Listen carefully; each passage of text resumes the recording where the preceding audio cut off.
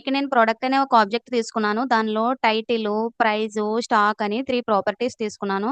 Original ప్రొడక్ట్‌లో ఈ stock అనే property వాల్యూని యూజర్‌కి డైరెక్ట్‌గా అందులో ఉన్నది చూపిచ్చేయము. కొన్ని కేసెస్‌లో యాజ్ ఇట్ ఈజ్ అందులో ఉన్నది చూపిస్తాము.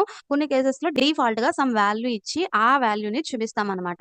అలాంటి సినారియోస్‌లో మాక్సిమం మనము ఇఫ్ ఎల్స్ స్టేట్మెంట్స్ అనేవి యూజ్ చేయకుండా సింపుల్‌గా ఒక లైన్‌తో రాసేయొచ్చు. ఇక్కడ నేను 2 టైప్ ఆఫ్ ఆపరేటర్స్ తీసుకున్నాను. క్వెషన్ మార్క్ ఏదైతే ఉందో అది నల్లిష్ కోలిసింగ్ ఆపరేటర్. తర్వాతే ఆర్ ఆపరేటర్. మన రిక్వైర్‌మెంట్ ప్రకారం ఈ రెండిట్లో ఏది చూస్ చేసుకోవాలో డిసైడ్ అవ్వాలి. 4+5 అని ఇచ్చాను. అదేం చేస్తుంది ప్లస్ ఆపరేటర్ దాన్ని యాడ్ చేసి రిజల్ట్ 9 ఇలా ఇస్తుంది. అలాగే ఇక్కడ మనకి నల్లిష్ కొలిసింగ్ ఆపరేటర్ కూడా ఏదో ఒక వాల్యూ రిటర్న్ చేస్తుంది. దానికి లెఫ్ట్ సైడ్ ఇచ్చిన వాల్యూ అనేది ఎయిదర్ నల్ కానీ, అన్‌డిఫైన్డ్ కానీ అయితే రైట్ సైడ్ వాల్యూని రిటర్న్ చేస్తుంది. ఆ 2 కాకుండా ఇంకేదైనా సరే ఈ లెఫ్ట్ సైడ్ ఉన్న వాల్యూని ఇస్తుంది. స్టాక్ వాల్యూ నల్ తీసుకున్నాను. సో, నల్లిష్ కొలిసింగ్ ఆపరేటర్ ఏం చేస్తుంది? నల్ కానీ, అన్‌డిఫైన్డ్ గాని ఉంటే దానికి రైట్ సైడ్ ఉన్న వాల్యూని తీసుకుంటుంది. కాబట్టి మనకి స్టాక్ స్టేటస్ అనేది అక్కడ ఔట్ ఆఫ్ స్టాక్ అనేది ఉంటుంది. ఆర్ అనే ఆపరేటర్ కూడా యూజ్ చేశాను. ఆర్ అనే ఆపరేటర్ ఏం చేస్తుంది? దానికి లెఫ్ట్ సైడ్ ఉన్న వాల్యూ ట్రూ అయితే ట్రూ అంటే నాకు డైరెక్ట్‌గా బూలియన్ వాల్యూ ట్రూ ఉండాల్సిన అవసరం లేదు. ఏ టైప్ ఆఫ్ డేటా ఉన్నా దాన్ని బూలియన్ కింద కన్వర్ట్ చేస్తే ట్రూ వస్తే ఇక్కడ ఈ వాల్యూని రిటర్న్ చేస్తుంది. ఫాల్స్ వస్తే దానికి రైట్ సైడ్ ఉన్న వాల్యూని ఇస్తుంది. మనకి జావా స్క్రిప్ట్‌లో ఫాల్స్ వాల్యూస్ ఏమేమి ఉంటాయనంటే ఫాల్స్ అనేది ఎలాగో ఫాల్సే. వీటిలో ఏ ఒక్క వాల్యూ ఈ ఆర్ ఆపరేటర్‌కి లెఫ్ట్ సైడ్ అనేది వచ్చినా రైట్ సైడ్ ఇచ్చిన వాల్యూనే ఇస్తుంది. అంటే నాకు ఇక్కడ ప్రొడక్ట్ యొక్క స్టాక్ నల్ ఉంది కాబట్టి అది ఫాల్స్.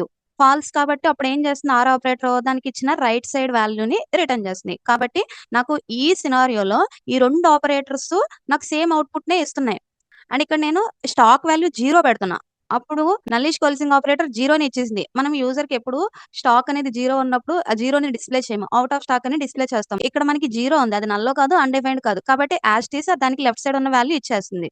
అండ్ ఈ ఆర్ ఆపరేటర్ ఏదైతే ఉందో 0 అంటే బూలియన్‌లో ఫాల్స్ కదా! కాబట్టి దానికి రైట్ సైడ్ ఉన్న వాల్యూని ఇస్తుంది. లెఫ్ట్ సైడ్ ఉన్నది ట్రూ అయ్యే పాసిబిలిటీ ఉంటే అప్పుడు మాత్రమే దాన్ని ఇస్తుంది. ఒకవేళ స్టాక్ వాల్యూ నెగెటివ్ తీసుకుంటే ఇన్ కేస్ వస్తే అప్పుడు మనకి ఈ 2 ఆపరేటర్స్ కూడా -10 ఇస్తున్నాయి. ఔట్ ఆఫ్ స్టాక్ అనేది ఇవ్వట్లే. అలాంటి సినారియోస్‌ని కూడా హ్యాండిల్ చేయాలి. ఒక సింగిల్ లైన్ ద్వారా అంటే టెర్నరీ ఆపరేటర్ యూజ్ చేసుకోవచ్చు. సో, టెర్నరీ ఆపరేటర్‌లో మనం ఏదో ఒక కండిషన్ రాసుకోవాలి. ఇప్పుడు నాకు ప్రొడక్ట్ యొక్క స్టాక్ అనేది గ్రేటర్ థాన్ 0 అనే కండిషన్ ట్రూ అయింది.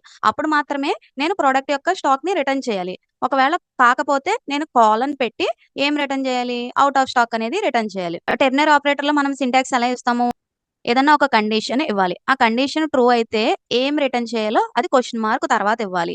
So, value 1. ఒకవేళ ఆ కండిషన్ ఫాల్స్ అయితే ఏ వాల్యూ రిటర్న్ చేయాలో కోలన్ పెట్టి వేరే అదర్ వాల్యూ ఇవ్వాలి. ప్రొడక్ట్ యొక్క స్టాక్ గ్రేటర్ థాన్ 0 అయితేనేమో ప్రొడక్ట్ డాట్ స్టాక్ ఏదైతే ఉందో యాజ్ ఇట్ ఈజ్ అది రిటర్న్ చేసేస్తున్నాం.